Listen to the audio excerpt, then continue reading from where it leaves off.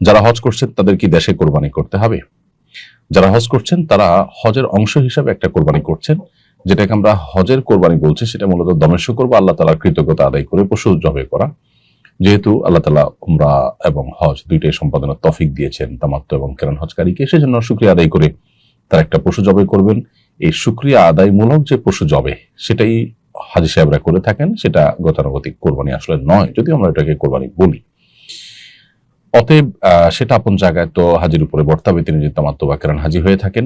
এর পাশাপাশি তিনি যদি মুকিম হয়ে থাকেন তাহলে মূল কোরবানিটাও তার উপরে বর্তাবে।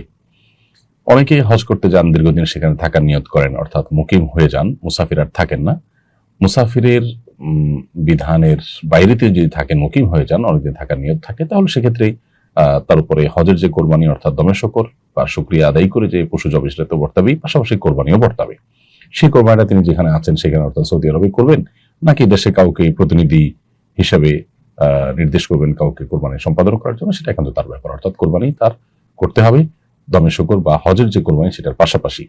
আর যদি মুসাফির হয়ে থাকেন, যেমন অনেকে শর্ট প্যাকেজে যান, মক্কাতে 7 দিন 8 দিন 9 দিন 10 দিন থাকবেন, আবার মদিনায় 4-5 দিন থাকবেন, তাহলে সেক্ষেত্রে শর্ট প্যাকেজ যারা যাচ্ছেন বা মুসাফির হিসাবে যারা গণ্য হচ্ছেন, তাদের জন্য আসলে মূল কোরবানি অর্থাৎ ঈদের দিনে যে সাধারণ কোরবানি সেটা আবশ্যক হয় না। অতএব তারা হজের কোরবানিটাই করবেন, আর অতিরিক্ত তাদের কোরবানি আবশ্যক হবে না। তারপরেও যদি তাদের তরফ থেকে দেশে কোরবানি করা হয় বা সেখানে এক্সট্রা কোরবানি করা হয় ঈদের দিন আলাদা করে, তো সেটা নফল হিসাবে হয়ে যাবে। আর হজের মূল কোরবানি যেটা দমে শকর, সেটা তো থাকছেই।